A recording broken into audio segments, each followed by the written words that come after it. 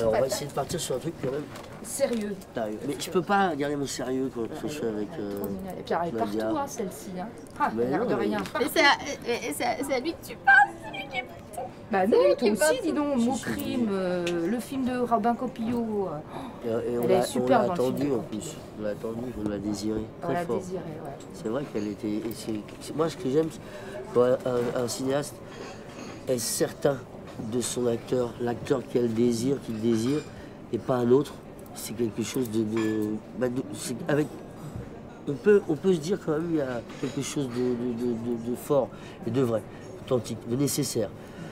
C'est viscéral. Et Stéphanie Di Giusto ne voyait que Nadia dans ce personnage et personne d'autre. Alors justement, Nadia, c'est un personnage inspiré d'une femme qui a vraiment existé, hein, je crois, Clémentine Defay. Quand on vous a proposé ce rôle-là, est-ce que vous avez dit waouh, est-ce que je me sens de le faire ou c'est pas évident?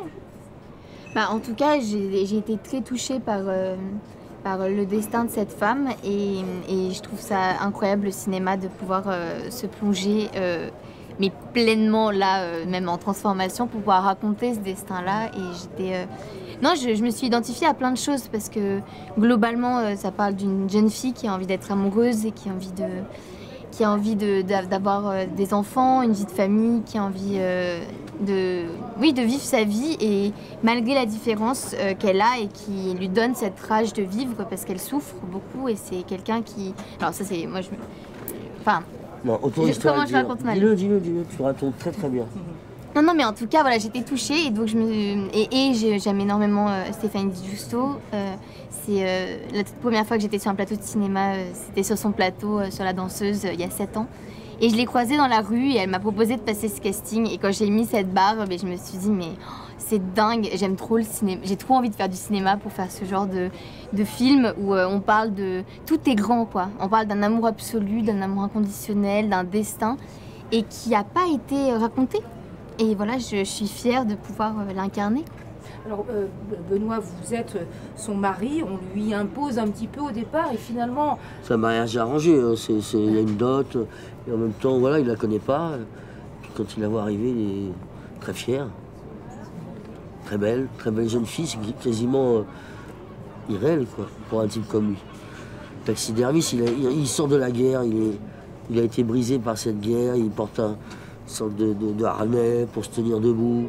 C'est quelqu'un qui n'est pas à l'aise dans son corps, qui ne s'aime pas, qui n'a pas envie de parler aux gens, il n'aime pas les êtres humains.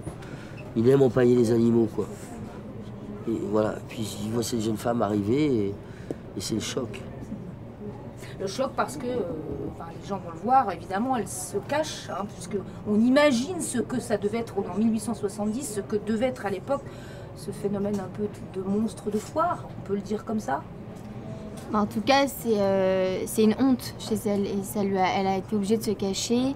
Elle l'est toujours, le regard des autres. Mais en fait, ce qui me trouble, c'est à quel point ce sont des choses auxquelles on peut s'identifier aujourd'hui aussi. Le regard des autres, la différence, ça questionne beaucoup. Enfin, moi, ça m'a beaucoup questionné sur ma féminité à moi aussi, sur ce que c'est d'être une femme, sur le désir dans un couple, et avec le regard des autres, à quel point on peut aimer et avoir du désir, mais sans avoir tout repère de stéréotypes, de couple parfait.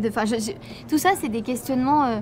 voilà, moi-même, ça m'a travaillé. Et donc, ça se passe en 1870, mais ça réveille plein de questionnements aujourd'hui aussi, quoi. Cher Benoît, vous finissez par la découvrir et vous voyez qu'elle est très belle à l'intérieur, mais... C'est vrai, c'est un peu ça, c'est aussi parce qu'elle assume aussi. Oui, en tout cas c'est votre regard et j'estime qu'il doit être vrai. Pour moi, Abel, ça met du temps, c'est ça que j'aime dans cette histoire. C'est qu'il y a une résistance très très forte en fait. Il y a un refus en fait. D'abord une trahison et il y a un refus parce qu'il en est incapable. Il ne comprend pas cette différence-là, il ne peut pas la comprendre. Et il la rejette vraiment avec virulence, quoi, avec violence, quoi. Il refuse, il n'en veut pas. Il se sent vraiment, pour lui c'est hors de question. Il y a un rejet absolu. Et elle va elle va faire des choses, en fait, c'est ça qui va dépasser l'apparence, elle va aller au-delà de ça, il va la regarder autrement parce elle est prête à sacrifier pour l'aider. Et c'est ça les actes d'amour, en fait, c'est de dépasser les apparences, regarder quelqu'un qui est prête à mourir, presque, d'être lapidé pour s'exhiber, se montrer, c'est des risques, en fait. Et au début, il est vraiment perdu, quoi, face à ce genre de choses. Et c'est unique, cette femme, en fait, pour lui.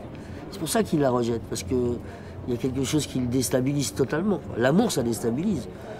Et une fois qu'il a dépassé ça, il est perdu, parce qu'il est incapable d'aimer, il est incapable de beaucoup de choses. C'est un type qui est sorti, vous savez, la guerre, souvent, ça peut vous briser un homme, briser un individu, et faire en sorte qu'il ne sait plus s'exprimer de quelque manière que ce soit.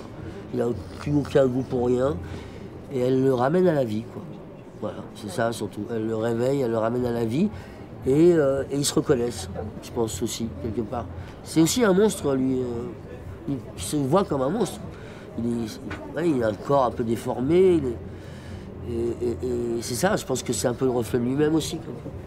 Est-ce que quand vous êtes apparu sur le tournage ainsi grimé et poilu, il y a eu, la première fois, est-ce qu'il y a eu quelque chose de saisissant que vous voyez, physiquement, vous êtes habitué petit à petit? Chez moi Oui, ou même globalement, même en vous regardant dans la glace, vous êtes vu comment C'est vrai que le travail de Mélanie Gerbeau est incroyable parce que c'était très très crédible. Il y avait plusieurs heures de préparation le matin et donc c'était sûr que c'était pas comme si je mettais un postiche et que j'avais l'impression de me voir déguisée, quoi. Il y avait quelque chose où ça devenait presque charnel, quoi. Enfin, c'était à moi. J'ai une deuxième peau et j'avais l'impression...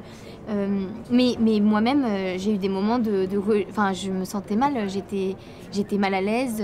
Rien que le fait d'avoir le regard de l'équipe, des gens, il y a quelque chose de très déroutant, beaucoup plus fort que ce qu'on croit. D'être et puis à un moment donné ça oblige en fait à pas penser à soi. J'essayais de raconter cette histoire au mieux et donc de pas être sur moi, quoi. Mais c'est vrai que c'est très particulier, rien que dans la gestuelle, etc. Parce que c'est une fille qui veut être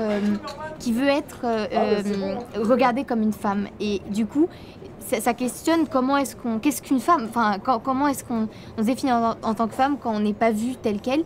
Et donc elle le fait par coquetterie. Donc toute la posture, il y a quelque chose de très raffiné qui naissait chez moi, alors que d'habitude j'aurais tendance à être beaucoup plus dans un laisser-aller. Puis là il y avait quelque chose où moi-même je devais me battre pour avoir cette féminité. Et voilà, je sais pas si... Oui, certainement. Ouais. En tout cas, c'est ce rapport que tu avais intime avec ça. Je crois que, en fait, un acteur, pour ma part, quand on doit se transformer, tu vois, je pense que ça prend du temps. Moi, ça m'a pris du temps pour être attiré par elle. Être attiré par ça, justement, c'est différent. Au départ, j'ai un rejet absolu aussi. Donc c'est un long chemin aussi qu'on fait pendant le tournage. Et on cherche. Et je crois que moi j'ai vu une actrice, une jeune femme qui d'abord ne voulait pas qu'on la regarde, ne voulait pas se regarder. J'ai trouvé que ça était un peu terrorisé par ça. Et voilà, il y avait vraiment quelque chose qui te... Moi j'ai vu que tu étais effrayée et puis quand on me disait que tu étais belle, tu disais... tu n'arrivais pas du tout à y croire. Puis à un moment donné, voilà, il se passe quelque chose, on l'accepte, mais c'est très dur. Ça ne peut pas se faire en quelques mois. Je pense surtout quand on... Enfin, c'est déstabilisant. Donc c'était beau. Ça lui a apporté une fragilité. Et surtout, c'est pas une victime, cette femme. Surtout, faut vraiment prendre ça. Elle n'est pas victime. C'est une femme qui doit se battre depuis qu'elle est petite. Elle a une rage de vivre et qu'il fallait avoir, mais